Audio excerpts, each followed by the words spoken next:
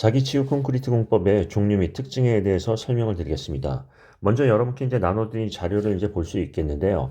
이거 들어가기 전에 스마트 콘크리트를 먼저 얘기를 해보셔야죠. 스마트 콘크리트의 종류는 뭐가 있죠? 크게 사자라고 얘기하죠. 자가진단, 자율변화, 자기제어, 자기치유가 있죠. 자, 자가진단 하고요. 자율변화 하고요. 자기제어, 그 다음에 자기치유요. 우리가 얘기하는 이제 자기 치유 부분 있죠. 가장 이제 발달한 부분을 얘기를 한다면 자기 치유 그 콘크리트 기술이 될 수 있겠는데요. 여기에 대해서는 우리가 이제 몇 가지를 얘기하죠. 미열, 캡방, 무섬. 우리 이제 많이 얘기했던 거. 자, 미생물, 미열, 캡방, 무, 섬이요. 자, 미생물을 이용해서 탄산칼슘을 석출하는 무기물을 석출하는 방식이 있고요. 미생물을 이용하는 방법, 또 열 공급을 하는 방법, 캐슈를 이용하는 방법, 또 방수제를 이용하는 방법, 무기물을 석출하는 방법, 그다음에 섬유를 이용하는 방법이 있죠. 그래서 이제 요 내용을 보시면 한 기술만 쓰는 게 아니라 여러 기술을 같이 하죠. 자, 잠깐 왼쪽을 보겠습니다. 미생물을 활용하는 거 여러 가지 이제 그 내용이 있는데 미생물을 활용하는 방식 또는 마이크로 캡슐을 활용하는 방식, 무기물 석출하는 방식 여러 가지가 내용이 나와 있는데 요즘에는 이제 하이브리드 방식 여러 가지 방식을 같이 이제 도입하는 부분이 있죠.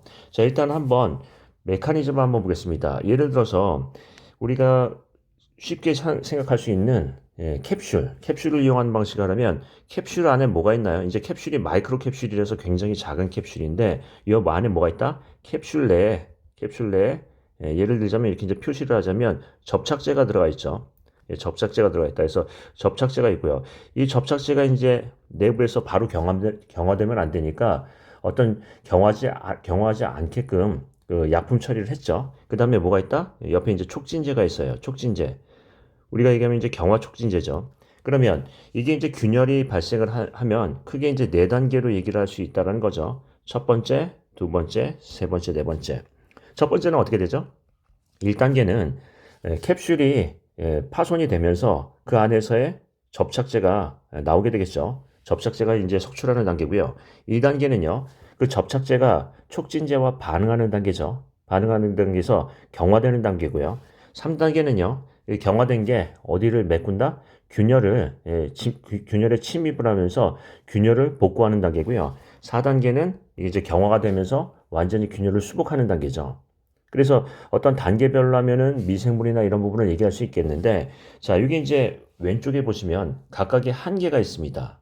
자, 한계 같은 경우를 한번 보실까요? 미생물 같은 경우에는 뭐예요? 탄산칼슘을 석출을 빠르게 또는 양을 많게 하는 기술도 필요하고요. 또요, 이 미생물이 강알칼리 환경에서 번식이 필요하다는 이런 한계도 있고요. 그 다음에요, 마이크로 캡슐은 고가의 비용이라는 부분도 있고요. 또는 이게 이제 우리 섬유 같은 거 보시면은 파이버볼이라고 하죠. 뭉침 현상. 그래서 이걸 분산을 할 수 있게 하는 기술도 필요하고요. 어떤 이온화시키는 방법이에요. 그러면 내용을 이제 다시 한번 보시면 어떤 부분이 중요하냐면 종류하고 특징을 얘기했으니까 종류하고 특징을 기본적으로는 각각 쓰는 방법이고 함께 쓰는 방법이 있을 것입니다. 자, 첫 번째는 각각 쓴다고 하면 어떻게 되죠? 종류를 여기 위에 있던 미열, 캣방, 무섬 이 부분을 얘기를 해서 간략하게 얘기하고요. 특징은 두 가지 정도로 강조한다 하는 방법이고요. 두 번째는요. 종류하고 특징을 각각 표로 만들어서 표현을 하는 거죠. 그런데 중요한 건 뭐냐면 특징에 반드시 어떤 부분이 나와야 된다? 한계성, 즉 단점이 강조가 돼야 되겠죠. 그래서 강조가 된 다음에 또 뭐를 강조한다? 여기서 중요한 것을 강조, 즉 어떤 중요한 것을 강조한다고 한다는 것인데 강조를 한다는 것인데 예를 들면 보겠습니다. 마이크로 캡슐 같은 경우에는 고가의 비용이라고 했어요. 그럼 어떤 방법을 쓴다? 모 교수님께서는 이렇게 얘기하죠. 균열이라는 게 어떤 경계 조건에서 일어난다. 즉 예를 들면 철근에서부터 균열이 탄다? 아니면 표면에서 탄다라는 거예요. 그러면 이 고가의 마이크로 캡슐을 어떻게 한다? 몰탈 처리를 해서 표면에다가 하거나 철근의 경계면에다가 마이크로 캡슐을 하면 균열이 발생이 되면 바로 수복이 된다라는 거죠. 그래서 고가의 비용적인 부분에서 어떤 부분을 했다? 경제성을 확보했다. 자, 다음 얘기를 한번 해보겠습니다. 또 모 교수님께서는 이런 얘기를 해요. 미생물 방법에서는 가장 중요한 게 뭐예요? 이 강알칼리 환경에서 번식 능력이라고 얘기했죠. 강알칼리 환경에서는 이게 생존할 수 있는 기술이, 이게 생존을 해야 되는데 생존율을 높일 수 있는 기술이에요. 그래서 어떤 얘기를 해요? 예, 예를 들자면 마이크로캡슐이라는 기술이 우리가 있죠. 그 마이크로캡슐 안에다가 뭘 넣는다? 예, 미생물을 넣는다는 거죠.